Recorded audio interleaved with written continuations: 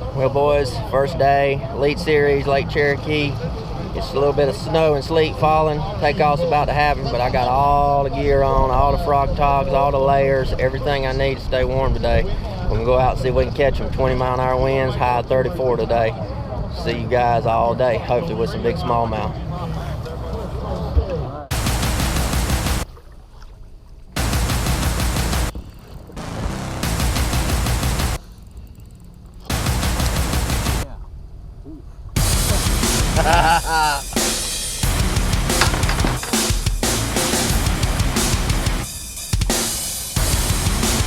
Number 2.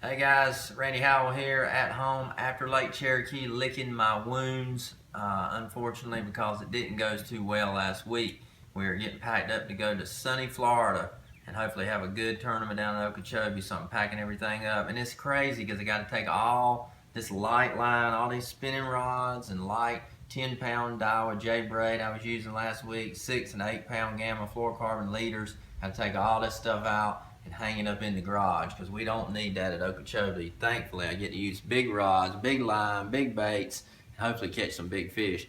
Let me break down to you what happened at Cherokee to kind of give you some info. I want to help you with how to do this new technique that I learned myself last week. I got a buddy named J.R. Hennard there at shout out to J.R. He helped me there early January, showed me all about Cherokee on what type of technique was good in that East Tennessee area, the guys that use that Demiki style rig, that dropping down rig. And so I was prepared. I mean, I went ready, got the Triton Mercury loaded up, about the double Lowrance HDS 12 Gen 3s with the 3D back here, so I was ready to find all the rocks, find all the stuff. And the frustrating thing about it is I went there, had a great practice, got out there, and can't be calling me while I'm trying to talk here.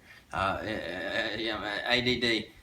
Great practice, get out there, find all the rocks, mark them all, catch smallmouth scattered around, and I thought I had a good 1-2 punch pattern. What I was going to do was use the 7.3 Daiwa spinning rod, and this is a new spinning rod I'll be talking more about later. It's not available yet, but new spinning reel. This is the Luveus, super smooth, fast Daiwa spinning reel called a Luveus 2510. I put 10-pound Daiwa J braid on it. That 10-pound braid is so great for casting long cast and for shotting and dropping down deep because it's so thin, 2-pound diameter. It comes off the spool quick and sinks fast. And then my leader on there, I was tying a little small swivel on my leader. Instead of tying a knot to it, I tie the swivel, a little number 10 power swivel right here, and then I put it already on the bait like this, and then I put it in the little rig wrap box, and I had them rigged up and wrapped in the little rig wrap boxes ready to go, whole bag of them, so if you break off or anything like that, I've got them ready. So man, I was prepared. I had everything ready, the baits ready, and I got out there and I just couldn't make the fish bite. And I never realized how finicky these fish were, and that you could actually force feed them by staying over top of them with the Lowrance. And the guy, you know, hats off to Jacob Wheeler. Man, he pulled it out, did a great job, caught the big ones when it counted. Him and Seth Fighter both, and Jamie Hartman, and Jesse Wiggins. Man, it's a heartbreaker for those guys to be so close and not be able to pull it out. But the same technique worked for everybody. I found the same water, same fish. I rotated with those same guys, and watching the Bassmaster live, I was glued to that Saturday and Sunday. I couldn't quit watching. It was so good. But to see them in the same exact spots that I fished every day and marked the fish that I marked on my Lowrance, and to sit there and get them to bite when I gave up on them too fast, that's what I learned. That was my lesson to learn, that you had to stay vertical over them and just keep that bait down there in their face, and eventually a few of them would bite, and then they would fire up and you'd catch more. Well, let me show you something real quick that helps you, that'll help you if you do this technique with the bait and the hook. Do It Molds makes a lot of specialty heads and a lot of molds and things. As you know, I use a lot of their stuff. My buddy Chad pours up all the stuff from Do It for me. They have this head that you can buy around there locally. It's an Erie head, it's called. It's the Do It Molds Erie mold, Erie head mold. Well, the one that you get in that local area has a hook on it that looks like a crappie hook. I mean, it's tiny. And this is my head that I had poured with a 3/0. This is a 3/0 5318 owner needle point hook. Very sharp, light wire hook that is very good for vertical getting hook sets, and it's bigger. So this little bitty hook, you don't need a hook that small. It's just really useless to have a hook that small. You got to play the fish forever to get them in. But with that head and that hook, that Erie head, I can take my shad-shaped worm and Yamamoto shad-shaped worm. If you look at it here, this is the Demiki bait that everybody was talking about there. This is a Yamamoto shad-shaped worm. It's real similar, not much difference at all. This one's been around a long time right here, the shad-shaped worm, and it's one of the best smallmouth baits ever. You take it, when you put it on this hook like this, get it on there and you thread it in the center. And when you get it on there with the hooks, with that size hook and slide it up, it's a vertical presentation and it's just like that. So when you tie it on, that bait is sitting down there over top of those fish, and it just kind of doodles in their face, and it just like it swims around. I've never done that before, and I didn't realize how fish would bite it, but they wouldn't bite the drop shot, they wouldn't bite the Cinco down there for me, they wouldn't bite any of the normal style baits that we're used to catching them on.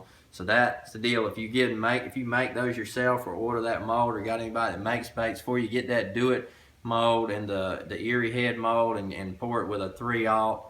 Either a 2/0 or a 3/0 5318 on a needle point hook, and it'll do good for you. The other technique was the little swim bait. This is also another homemade head, little screw lock head right here. Let me unscrew that and you can see it.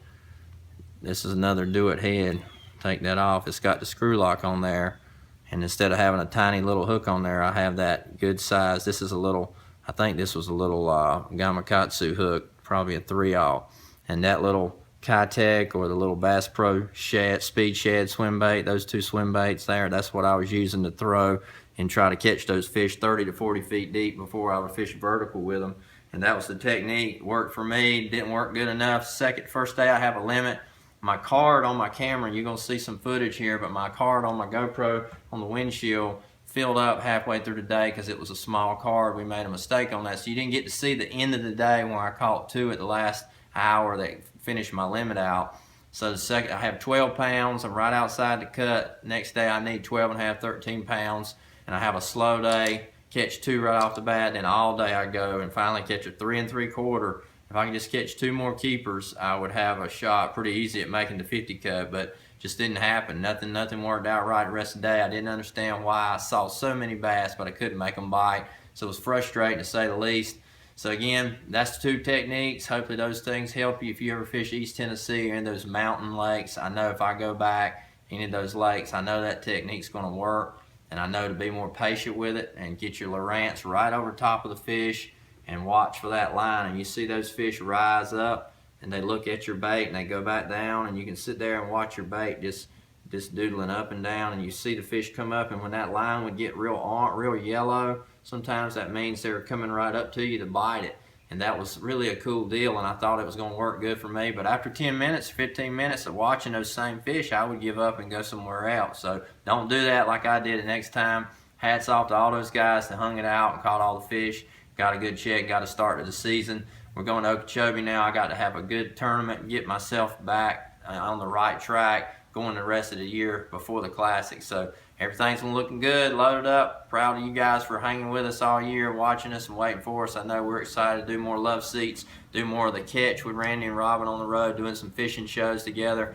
You'll be watching for that. We'll have that on some YouTube channel, and we're going to have it also on myoutdoortv.com to be watching for that. So any questions, send us questions on my Facebook page.